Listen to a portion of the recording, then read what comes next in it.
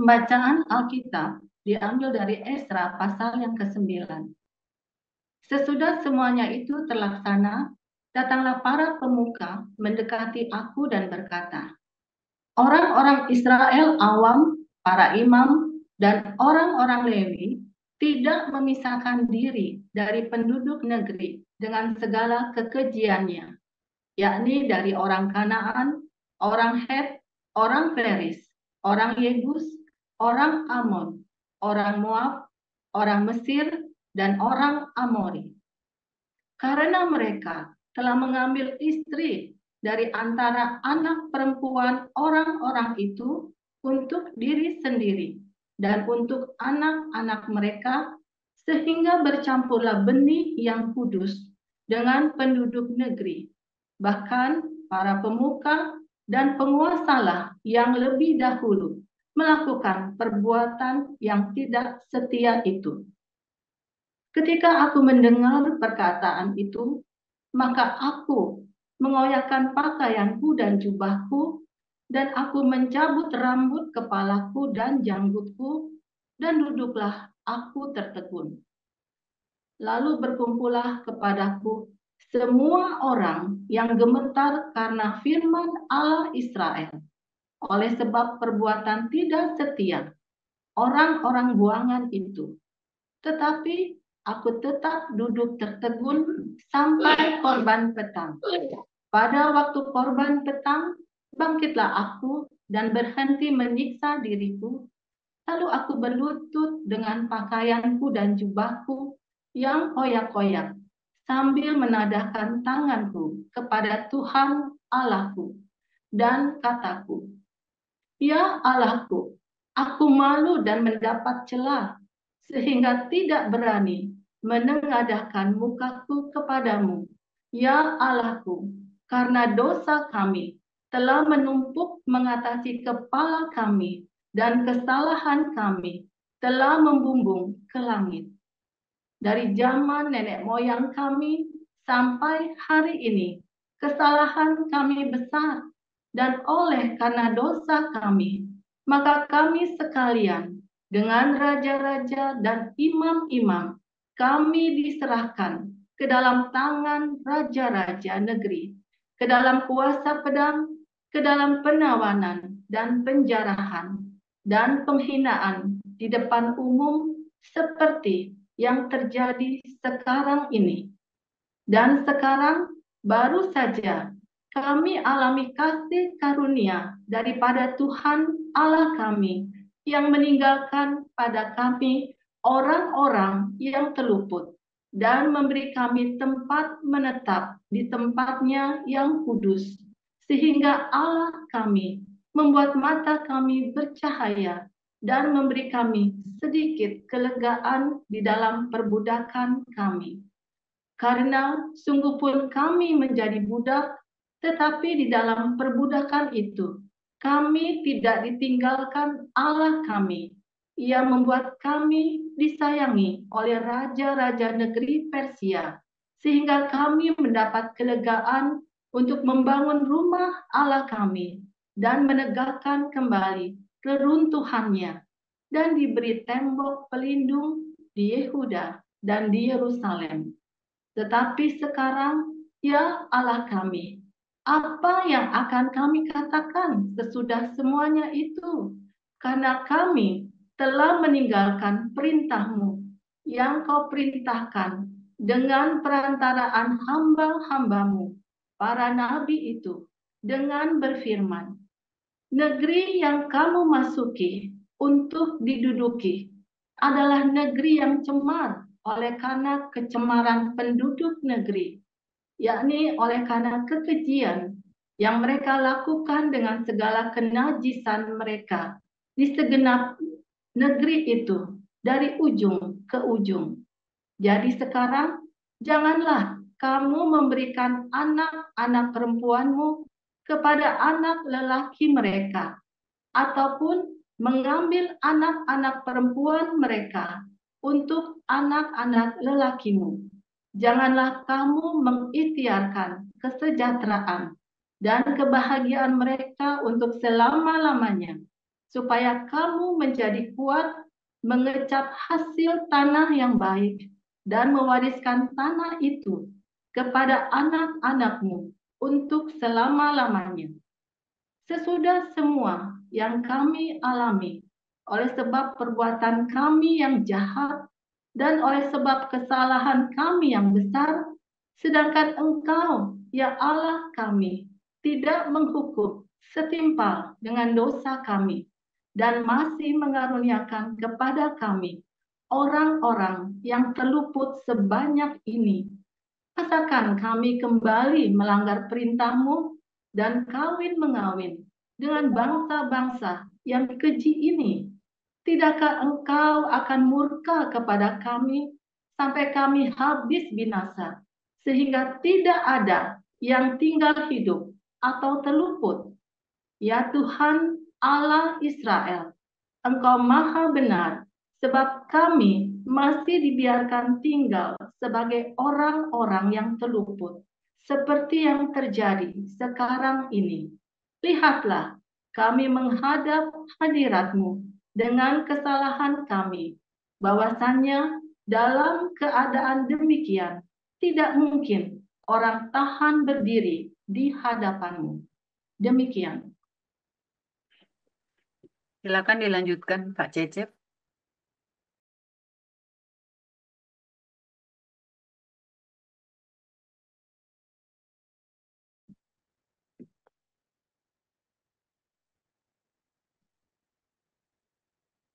Baik, saya lanjutkan.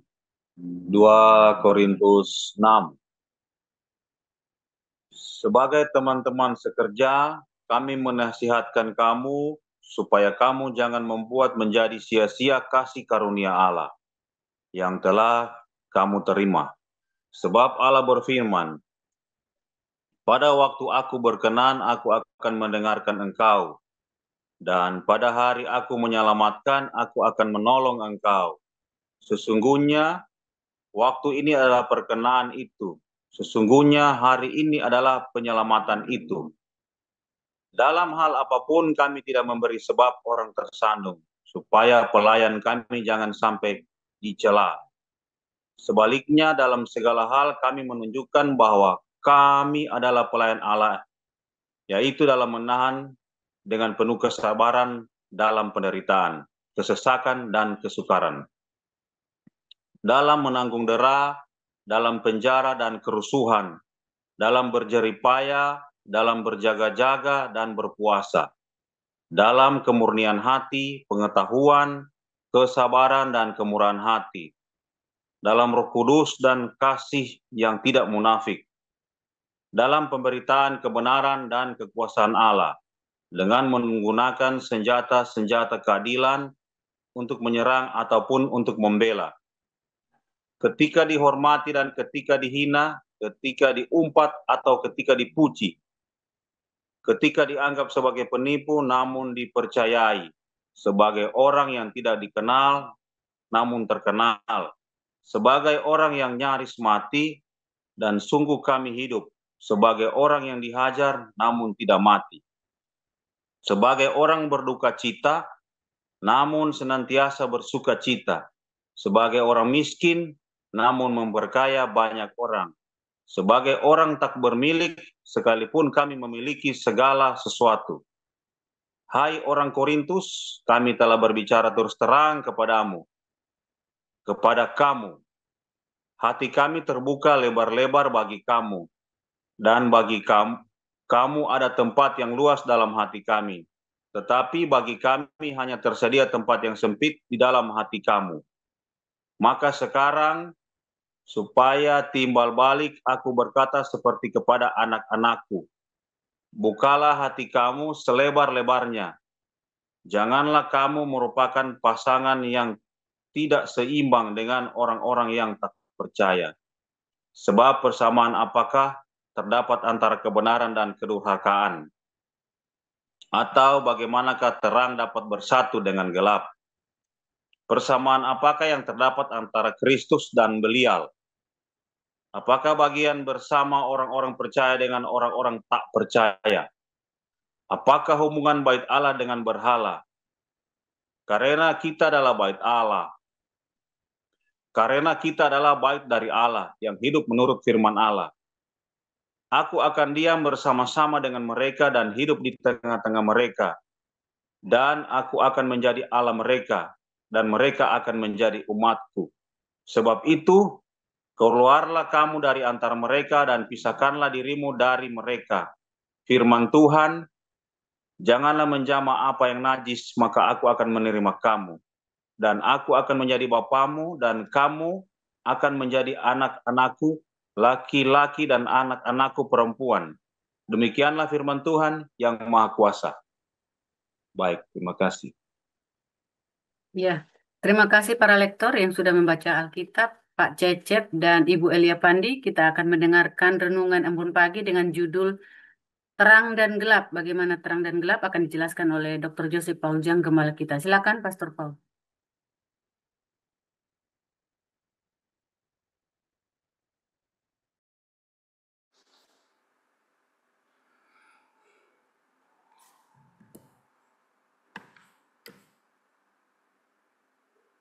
Oke, kita sudah live di TikTok dan di Facebook Joseph Pauljang. Ya. TikToknya Joseph Pauljang Nabi 26 ya. Dan ini Joseph Pauljang Facebooknya. Bantu viralkan, share supaya banyak orang diberkati melalui pengajaran-pengajaran dari komunitas ini ya. Terang dan gelap luar biasa saudara ya. Ini topik yang nggak kelar-kelar, ditanya boleh nggak, orang menikah beda agama. Ya. Dan saya selalu jawab, apa boleh? Ya, boleh. Ya kenapa nggak boleh?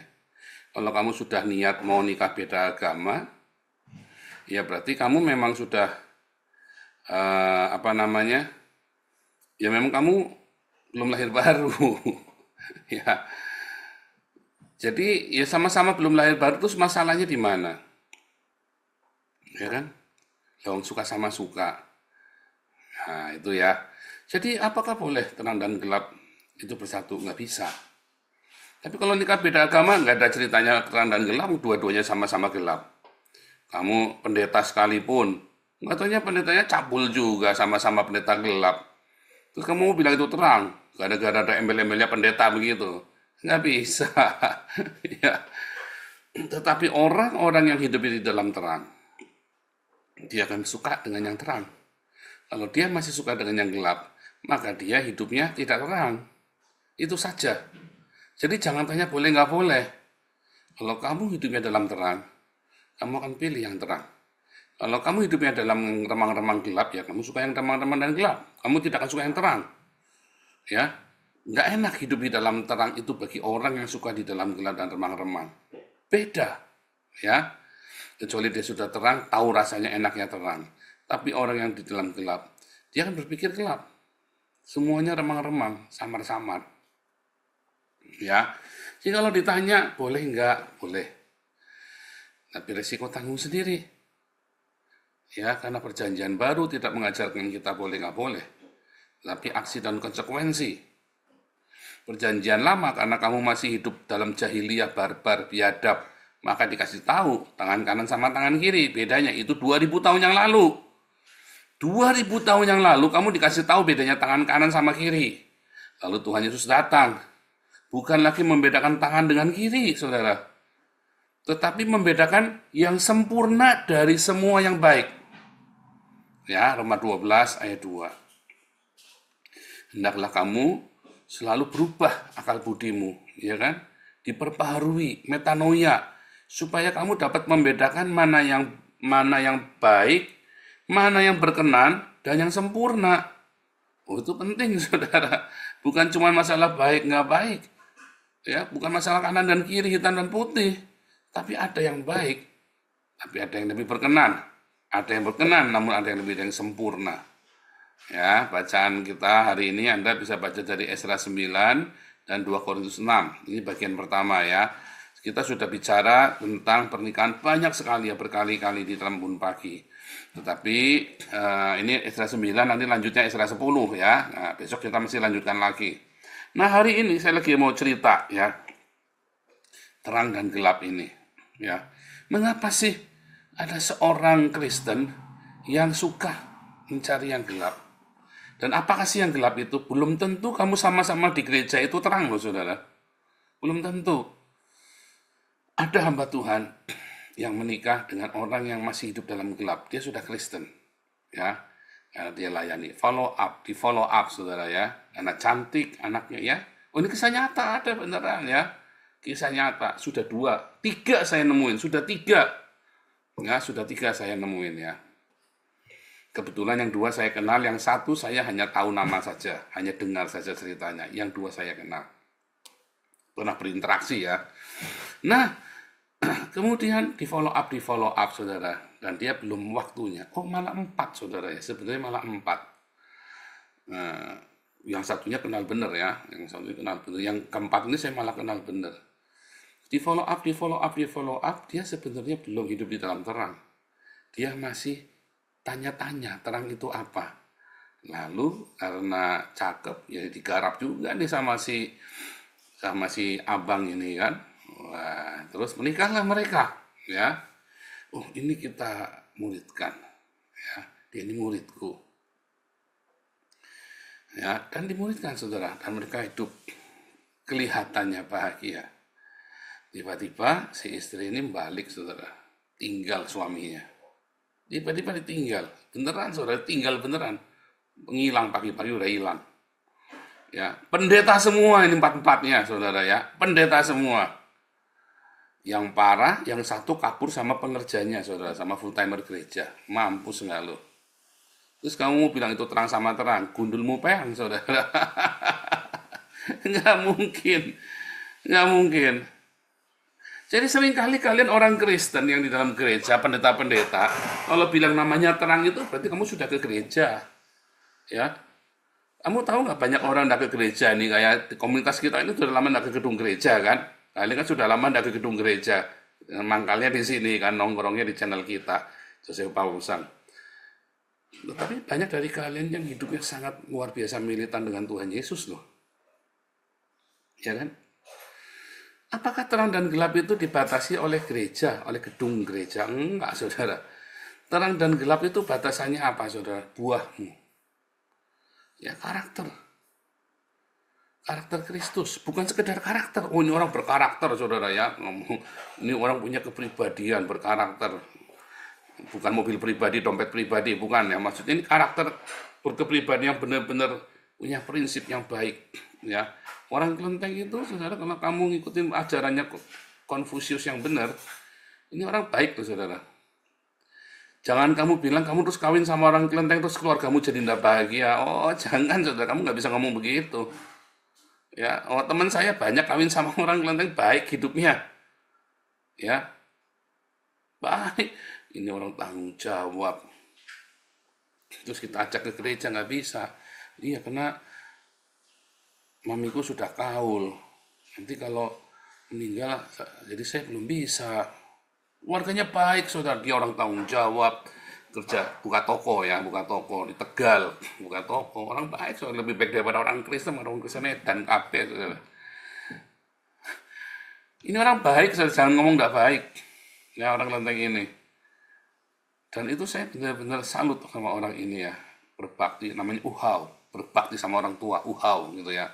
Anak yang baik, ya, dia berbakti sama orang tua, sama istrinya juga nggak macam-macam, nggak reka-reka, ya masih ngerokok segala macam ya, dia kok biasa lah, ya, tetapi dia nggak pergi ke pelacuran, dia tanggung jawab di rumah dibanding banyak orang Kristen yang aktivis gereja, malah narkoba, malah nggak kerja, istrinya suruh kerja, banyak, saudara.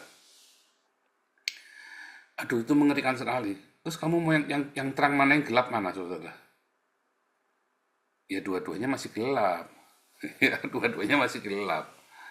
Ya, yang orang Kristennya yang masih ke pelacuran, yang masih narkoba, yang masih tidak karu-karuan, dia masih gelap. Kalau ditanya, oh yang penting Kristen. Oh salah, saudara. Ketika anakmu mau menikah, terus ada yang satu, ya, biasa saja, nggak cakep, biasa tapi nggak jelek. Ini saya kasih pilihan sama anak saya, saudara. Saya sungguh realistis ya. Saya kasih pilihan sama kamu, nak. Ini ada satu ganteng, satunya biasa, nggak jelek, biasa. Dia tidak percaya Tuhan Yesus, ya, tapi bukan Islam ya, tapi bukan Islam. Kalau Islam itu bahaya, saudara, karena bisa sekonyong-konyong kesurupan setan. Serius, saudara ya. Kalau kamu mau cerita lainnya, kalau udah Islam, udah, buat saya sudah. Wah, kamu mateni bapakmu nih kalau kamu orang Islam, bilang gitu anak saya, saudara. Jangan sampai papamu mati menderita, kamu deket-deket sama orang Islam. Oh benar, saudara, bukan benci. Tapi saya sudah melihat banyak sekali kekecewaan kamu menikah sama orang Islam, hancur hidupmu. Ya, contohnya siapa itu artis di depan mata kalian itu loh, yang kami beda agama ini cerai juga kan. Kelihatannya itu baik-baik saja, cerai juga semuanya kan. Ternyata mereka sudah diam-diaman sudah lama. Woi banyak, nggak cuma 1-2, sudah jangan ngomong baik-baik saja, mereka nggak baik. Ya, tapi saya cerita yang lain, tadi Buddha, Hindu, Konghucu, ya. Dia kemudian ini ya, saya kasih pilihan. Kamu pilih yang mana? Orang Kristen ini, dia Kristen, ke gereja rajin, ganteng, tetapi ternyata dia suka bentak-bentak kamu. Oh, baru kenal, jalan bareng, belum pacaran, belum tunangan, baru pendekatan, sering makan bareng, nonton bareng. Lalu apa dikit kamu dibentak, tapi dia Kristen. Lalu yang satu orang nggak percaya Tuhan, ateis. Dia baik sama kamu. Ya keluarganya juga baik. Nah, itu syarat ya, syarat mau jadi menantu saya, keluarganya harus baik, saudara ya. Serius, saudara ya, karena kami dari keluarga broken home, saya sama Ana. Ya, jadi kacau sekali hidup kami, kan nggak punya teladan. Jadi saya bilang kamu cari dari keluarga yang baik. Nah, ateis. Gimana tuh saudara? Tapi dia baik sama kamu dan keluarganya juga baik. Dan yang penting Kristen toh Pak, salah kamu. Yang ateis ini lebih baik. Kalau yang Kristen itu karena dia merasa sudah diampuni, dia nggak akan bertobat lagi. Nggak akan bertobat saudara. Jangan nggak percaya saya. Dia Kristen kan? Ya, dia Kristen, rajin ke gereja, ya, ganteng. Tapi dia pacaran sama kamu, dia apa-apa bentak-bentak kamu, salah salahin kamu. Dia tidak akan merasa dia belum bertobat, saudara. Dia hidup segelap-gelapnya itu, saudara. Itu dia gelap, saudara, hidupnya. Berdoa, bahasa harus segala macam, kamu jangan percaya. Mendingan kamu ini yang ateis, dia keluarga baik-baik. Suatu hari Tuhan akan jamah dia. Tapi kalau yang ini, dia Tuhan jamah pun dia nggak merasa dijamah. Orang dia nggak merasa dia sudah sama Tuhan. Loh, saya cerita realistis sama Anda, saudara. Tapi saya kasih yang ketiga. Ya, ada yang ketiga ini. Ya, dia dari keluarga yang baik, selalu ya dari keluarga yang baik. Dia juga punya pekerjaan yang baik, nggak ganteng, biasa. Ya, tapi dia juga lihat orang tuanya juga baik. Dia sama adik-adiknya baik, dia memperlakukan ibunya baik. Kamu pilih dia. Apalagi dia percaya Tuhan Yesus. Kamu pilih dia. Tapi tidak kaya, nggak apa-apa. Yang penting dia punya pekerjaan dan dia rajin bekerja. Itu kan yang lebih baik daripada yang pilihan-pilihan tadi, saudara. Itu saya ajarkan. Beneran saya ajarkan, saudara ya. Kamu dari kecil harus ajarkan anakmu. Oh, jangan nanti udah besar goblok, kamu telat, kamu udah gede, dia udah milih sendiri, kamu udah nggak bisa diatur. Dari kecil indoktrinasi itu dari masih umur 10 tahun ya, dari udah mulai seneng-senengan, begitu dia seneng-senengan, umur 8 tahun, kamu jangan anggap remeh, jangan anggap bercanda, saudara. Jangan anggap remeh kamu itu yang begituan, saudara ya. Seneng-senengan begitu, kamu mulai ngajak ngomong. Anak saya tak ajak ngomong. Ya, kamu ada ini, kasih pilihan-pilihan. Malah ada laki-laki ganteng. Jangan percaya. Ya. Orang kalau ganteng itu jahatnya minta ampun, culasnya minta ampun. Ya, contohnya saya, saudara. Saya, loh serius, saudara, bukan muji diri sendiri. Karena ngerasa sok ganteng. Dulu saya nggak merasa ganteng, tapi begitu saya tahu ternyata saya banyak yang naksir, biasa, saudara. Kurang ajar. Laki-laki itu begitu, saudara. Jadi cari yang biasa-biasa saja. Jangan cari yang ganteng, tapi cari yang baik sama mamahnya, yang baik sama adiknya. Tapi jangan juga nyepelin kamu nanti di tengah jalan. Lihat. Nah, kalau biasanya kalau dia baik sama orang tuanya, dia akan baik sama kamu.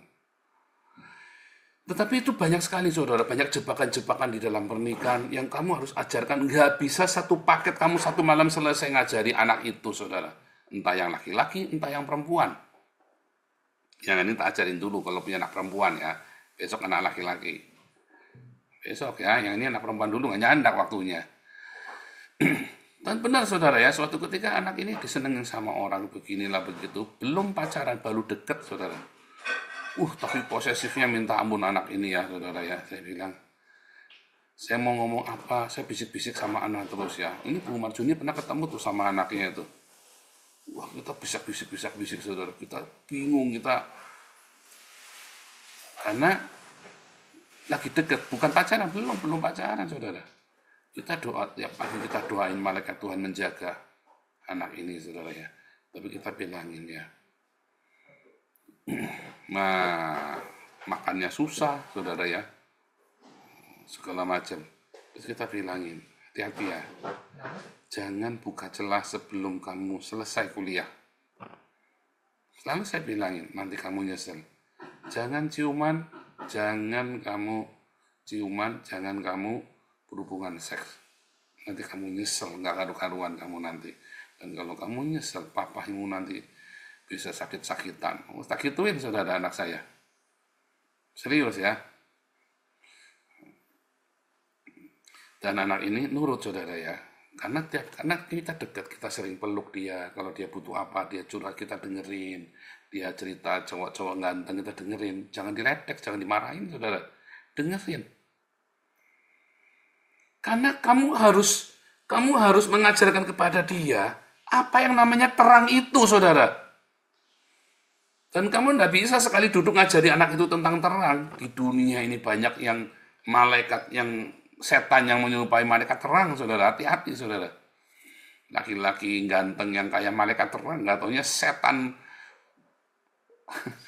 alas penghuni neraka, saudara. Hati-hati, saudara. Ya kan? Jangan ngomong enggak, saudara. Saya ngomong ini realita. Ya, ini kan zaman modern. Enggak, justru kamu ajari anakmu. Karena ini zaman modern. Begitu dia lepas dari rumahmu, kamu udah nggak bisa nasihatin dia lagi. Tapi dia kan punya satu pagar-pagar yang dia tidak akan langgar. Ya, kecuali kalau ada force major ya. Yang force major itu kayak ada tiba-tiba kecelakaan atau apa yang ekstrim, tetapi selama tidak ada yang ekstrim, anak itu tidak akan langgar pagar itu. Dari kecil kamu kasih tahu nih yang namanya terang. Kamu definisikan di dalam otaknya dia yang namanya seorang pria yang hidup di dalam terang.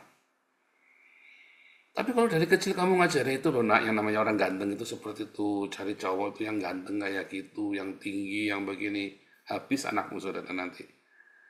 Karena dia ingin membuktikan kepadamu bahwa dia dapat sesuai dengan imajinasi yang kamu tanamkan di hati dia, dalam kepala dia. Habis kamu, saudara. Ya, jangan-jangan kamu terjebak juga. Anak terjebak, saudara. Anak terjebak sama saya, saudara. Saya ganteng, karismatik, saudara ya. Anak orang miskin, tapi ganteng, karismatik. Kalau saya ngomong, orang nurut semua, saudara ya. Serius, saudara ya. Saya di mana-mana selalu jadi pemimpin. Memimpin pemberontakan. Saya SD kelas 6 saya memimpin pemberontakan mogok pramuka, saudara. SD kelas 6 saya memimpin pemberontakan mogok pramuka. Kamu nggak edan. Sudah ada benih-benih pemberontak ya. Gimana nggak karismatis dengan orang nggak kesengsen. Tapi saya dulu nggak tahu karena saya miskin, umbelen, kopokan, saudara. Jadinya nggak merasa favorit. Tapi nggak taunya banyak orang ngefan sama saya nggak tahu, mana saya tahu. Setelah saya kuliah, saya baru tahu banyak orang ngefan sama saya. Itu pun kalau Anda nggak ngomong juga saya nggak ngerti. Ya, nah, waktu kuliah pun saya bolak-balik di organisasi, cukup jadi ketua senat, jadi apa ya. Ya, aktif ya. Selalu jadi ketua saya, saudara ya. Apakah itu pria idaman? Hati-hati, saudara. Orang yang kayak saya ini ribetnya minta ampun ya. Bawelnya minta ampun, tuntutannya banyak, ribetnya banyak. Kamu nggak tahan hidup sama saya. Makanya kalau anak mati, saya bisa mati, saudara. Siapa yang tahan sama saya, orang kaya saya? Nggak tahan, saudara. Ya kan? Harus orang yang lembut sekali kayak anak. Serius, ini dia kejeblos kawin sama saya. Kadang-kadang kalau malam-malam ya, saya kan temper, udah itu saya temper lagi saudara ya. Makanya saya wanti-wanti sama anak saya, jangan cari laki-laki yang temperamen tinggi. Aduh, berat sekali hidup nanti. Istri saya itu hidupnya berat sama saya ya. Ada masa-masanya dia malam-malam nangis ya, saya ngintip ya. Saya tahu tuh, saya tahu semua tangisannya dia, saya ngintip saudara ya. Dan saya nggak bisa apa-apa. Hati-hati saudara ya. Nah Anda pria-pria, hati-hati. Kamu yang masih bujangan-bujangan, karaktermu. Ibu-ibu, bapak-bapak, didik anakmu jangan temper, kasihan istrinya nanti ya. Itu cuma diajarin. Itu harus kamu ajarin bagaimana seorang pria yang hidup di dalam terang. Nggak akan dapat yang sempurna, saudara. Makanya kamu jangan kejar rupa. Jangan kejar rupanya, saudara. Ya, tapi kamu benar-benar kasih tahu seperti ini. Kalau dari awal dia mengejar yang itu, kalau dapat yang ganteng, bonus, saudara. Mau dapat yang ganteng kayak saya, ya bonus. Tapi masalahnya yang ganteng kayak saya biasanya yang enggak ini juga. Aduh, percaya saya, saudara. Saya sudah ketemu banyak orang yang lebih ganteng dari saya, malah lebih serem dari saya, saudara ya. Lebih serem, kelihatannya baik. Karismatis begitu sudah dalam berdua. Ngomongnya saklek, nyakiti hati, saudara. Kebanyakan, ya. Mungkin 99%. 1% selalu ada. Ya, yang sudah dirubahkan oleh Tuhan, atau dia punya dari keluarga yang sangat baik, yang orang tuanya benar-benar didik dia dengan kerendahan hati, dengan kelembutan. Oh banyak saudara ya, bisa ada. Tapi kamu makanya lihat orang tuanya. Makanya kamu jadi orang tua, jangan kawin cerai.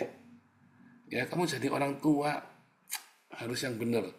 Sombong Pak, bukan sombong. Saya lagi ajari kamu yang benar. Kalau sudah terlanjur, kamu jangan takut, kamu berdoa sama Tuhan. Cuma saya lagi kasih tahu, inilah kriteria-kriterianya. Mengapa anak itu keluarganya harus baik orang tuanya? Karena nanti dia jangan sampai di tengah jalan, aku cerai aja. Gara-gara kamu biasa ngomong sama lakimu, gara-gara ngomong sama binimu, cerai aja. Dia akan nyuruh, cerai aja. Nah, malam dicerai beneran. Iya kan? Nggak enak kan ngomong begitu? Nah, makanya cari keluarga yang baik. Ya, yang tidak mudah ngomong kata cerai, yang jangan cerai juga. Ini saya ajari kamu ya. Kalau kamu yang sudah cerai nggak apa-apa, kamu cari yang baik. Tidak semua punya prinsip seperti saya karena saya dari keluarga yang nggak baik dan kami pernah bertengkar dengan luar biasa sekali dan anak kami nonton. Makanya saya ajari anak saya jangan cari yang keluarganya berantakan. Kita itu udah berantakan, saudara. Kita sudah sempat hancur keluarga kita ya. Anak saya sudah sempat terluka, dan sekarang kalau melihat anak saya temper, itu kayak saya, saudara. Saya enggak, saya kaget. Langsung tak datengin, kalau sudah marah-marah dia, saya diem. Terus saya datengin. Papa dulu salah tuh, ngasih tahu kamu yang begini. Dan Papa nggak tahu cara merubah kamu bagaimana. Jangan Papa salah. Kamu boleh enggak, kalau lagi temper itu kamu langsung ingat, bahwa kamu salah. Sekalipun orang lain yang salah, ketika kamu menunjukkan tempermu, kamu jelek. Kamu salah. Jadi mudah-mudahan tidak terlambat, saudara. Makanya mereka harus dapat dari keluarga yang baik. Anak banyak ya keluarga yang stabil hidupnya. Kenapa? Karena tuh dia jaga, saudara. Kamu pikir menjaga sebuah keluarga itu perkara yang sulit? Enggak. Yang bikin sulit karena kitanya reka-reka, kemelinti. Ya, banyakkan tingkah. Iya kan? Kamu pengen anakmu dapat jodoh yang baik. Kamu doa dulu, anak-anak selalu jajar. Jangan kamu dikit, nggak boleh ini, nggak boleh itu, tambah penasaran. Jangan dilarang-larang juga. Tapi dari kecil, kamu sudah kasih tahu. Tuh, nak, lihat tuh nak. Udah tua masih disayang-sayang ya nak. Mama mau digituin sama papa. Tuh nak, udah nak, masih pacaran ya, udah tua. Terus anak ini, gitu ya, anak-anak kan suka begitu kan, suka risih begitu kan. Saya kalau sama anak, kita tunjukkan cinta kita ciuman, cium bibir ya, yang gitu, tunjukkan ke anak, di depan anak. Bukan berhubungan seks ya, cium bibir ya. ya, ciuman pelukan, terus kita mesra-mesraan, pijet-pijetan. Anak supaya ngeliat. Kalau saya habis marah sama istri saya minta maaf di depan anak-anak saya. Supaya anak lihat. Ya, saudara, sekarang sakit hatinya anak 15 tahun, saudara. Sekarang, untung saya bertobat kan. Untung, kalau enggak kasihan dia. Kasihan kan. Untung saya bertobat. 15 tahun menikah, ya, saya baru bertobat tuh tahun 2014 saya baru bertobat. Baru ngerti. Nah, kan kasihan 15 tahun kan, buang waktu. Tapi memang semua proses. Yang paling penting komitmen. Orang yang hidupnya dalam terang itu pasti punya komitmen, saudara. Kamu lihat tentang buah roh ini ya, 12 karakter kerajaan Allah. Dia harus punya iman. Ya, kalau dia menghadapi masalah, amatin aja. Makanya jangan ketemu di jalan. Ya, pacaran ketemu di jalan atau ketemu di online itu, ya saya tidak menyarankan.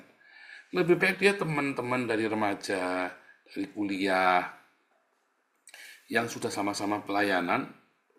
Setiap ada masalah kita tahu hidupnya ada masalah, jeder gitu ya. Ada masalah, bagaimana cara dia mengatasi masalah itu? Dia punya iman untuk mengatasi masalah itu, tenang, dia berdoa, dia tetap punya cinta, dia tidak kalap, ya kan? Ada iman, ada pengalaman, ada kasih. Lihat caranya dia. Apakah dia punya sukacita terus dalam hidupnya, ada kemurahan hati dalam hidupnya dia? Tentunya kan ada karakter-karakter ya, ada orang yang temperamen, ada orang yang nutup diri. Yang nutup diri juga hati-hati, yang temperamen juga hati-hati, saudara. Nah, anak-anak muda itu tempatnya salah. Waktu dia salah, yang penting dia cepat menyadari enggak kesalahan itu. Nah, itu kamu harus ajarin tuh sama anak-anak kamu. Banyak hal ya. Masalahnya kamu sendiri kan pengennya kan dapatnya yang ganteng, yang sugih kan. Nah, repot. Kamu aja punya pikirannya begitu, habis anakmu, saudara. Kamu aja pengennya begitu. Nah, besok yang anak cowok nanti laki ya, ini anak cewek dulu. Yang ganteng, yang sugih, bibit-bibit, bobot, segala macam. Kalau buat saya, yang penting orang tuanya tidak bercerai, baik. Kami lagi Pak, ya nggak apa-apa. Yang kedua ini pernikahan juga baik. Jangan sampai bercerai. Kan ada orang namanya masa dapur pernah salah, tapi kemudian dia menikah lagi, baik. Jangan tercerai gitu, saudara ya. Menikah lagi tetap baik dia. Kan ada orang bercerai, ya kan? Pernikahan pertama namanya orang salah kan, masa-masa muda goblok gitu kan. Seperti kita lah goblok sama. Terus kita mengulangi, diberi kesempatan lagi menikah lagi. Jangan cerai lagi dong, tapi tetap baik. Komitmen sampai mati, istilahnya begitu kan. Itu tidak termasuk di dalam keluarga berantakan, bukan, saudara. Dia pernah salah. Semua orang pernah salah. Itu yang saya maksud ya. Jadi jangan salah paham. Dan tapi ada banyak sekali ya, saudara ya, yang Anda lebih tahu tentang anakmu dan Anda tahu beratnya pernikahan itu seperti apa. Dan jangan cari hamba Tuhan. Ya, jangan bangga kalau dapat pendeta, saudara. Nanti dikasih makan batu nanti anakmu. Serius, saudara. Serius. Kalau zaman dulu dapat pendeta nggak apa-apa, saudara. Kalau zaman sekarang jangan. Ya, kalau sampai harus jadi dapatnya pendeta, lihat, ini anak rajin nggak pendeta ini. Kamu tanyain, kamu jadi full timer ya sekarang? Iya, kamu kerjanya apa? Ya, Pak, gini. Kamu lihat ya jamnya. Ngapain kamu harus tanya detail? Kalau ternyata banyak nganggur, ya jangan, saudara. Langsung coret dari daftarmu. Serius, sial anakmu nanti. Tak jamin kamu. Saya punya kenalan banyak full timer di gereja. Saya kan dulu full timer di gereja kan. Sial anakmu, saudara, kawin sama orang macam begini. Nanti akhirnya istrinya yang kerja. Lakinya cuma gitaran tok di rumah. Mengikut Yesus keputusanku, istriku kerja, aku nunggangi. Enak kan? Kan enak ikut Yesus kan? Istrinya kerja, aku nunggangi dia kan? Hati-hati loh, saudara. Lihat. Pagi ngapain? Aku latihan musik pagi. Siang ngapain? Aku ngeles-ngelesin. Sore ngapain? Aku ngelesin bahasa Inggris, aku kan bisa bahasa Inggris. Terus malamnya aku pelayanan tiap malam. Jadwalnya kemana? Kamu detil, kamu harus tahu. Oh ini anak rajin, boleh saudara. Arti ini pendeta rajin, dia akan sukses nanti. Tapi kalau oke jam berapa? Mulai kantor jam 10. Kantor ngapain? Ya kita nungguin orang, nanti ada konseling. Oh berapa orang sehari ini? Nanti konseling. Oh hari ini siapa yang konseling? Kamu cek saudara. Kalau bilang, kalau kamu kan tahu kalau ini banyak nganggurnya, coret dari daftar mantu saudara. Coret dari daftar mantu. Sial kamu dapat mantu begitu. Kalau dapat full timer kayak saya masih mending saudara ya. Pagi jam 4 pagi doa pagi, jam 6 tidur ya, jam 8 saya mandi, jam 9 sudah ada di kantor, udah ngerjain administrasi banyak sekali ya. Jam 11 saya doa, jam 12 makan, jam 12 sampai jam 2 saya latihan musik saudara ya. Tiap hari sendiri. Mereka tahu saya latihan musik ya. Karena di Betani itu kan standarnya tinggi sekali main musik kita ya. Jam 3, setengah 4 udah boleh mulai. Kalau nggak ada kerjaan saya pulang. Karena jam 6 harus balik lagi di gereja sampai jam 9 sampai jam 10 malam. Nah, itu boleh tuh kamu masuk list zaman itu ya, zaman itu. Nah, berarti ini pekerja keras. Tapi kalau banyak nganggurnya coret. Jadi hati-hati ya, jangan kamu bangga kalau dapat pendeta. Ya, itu tips. Intinya, sebenarnya saya mau cerita, ajari anakmu dari masih kecil. Apapun yang kamu mengerti tentang hidup di dalam terang, ajari anak itu. Banyak, nggak cukup sekali saya duduk. Ini tadi cuma contoh-contoh saja. Ya, kamu ajari anakmu. Ya, maka kamu nanti bahagia. Anakmu nanti akan dapat yang baik. Ya, dan yang paling penting ini kerja, jangan nganggur. Gajinya kecil, apa yang penting kerja. Dan lihat kerjanya apa, saudara. Ya, kalau kerja yang nganggur, yang males-malesan dan dia tidak punya kerjaan lain, coret, saudara. Ya, contohnya apa, saudara? Nungguin toko. Kerjanya apa? Aku nungguin toko. Kamu lihat, cuma nungguin toko nganggur, dia nggak ngapa-ngapain, coret, saudara. Tapi kalau banyak sekali yang dikerjakan aktif, boleh kamu pikirkan. Intinya dari kecil kamu pimpin, kamu ajari dari masih umur 8 tahun, 10 tahun, kamu kasih tahu dia pelan-pelan terus ya. Ditaruh di kepalanya. Ya. Hati-hati dek, jangan sama yang begini ya. Kamu jangan ini, nanti papa nangis, nanti mama sedih loh. Papanya juga ngomong, iya loh dek, nanti hati-hati ya, jangan sama orang Islam. Ya nanti kamu gini, aduh nanti sedih loh. Nanti kamu diajak bunuh diri lagi. Haleluya. Tuhan Yesus memberkati.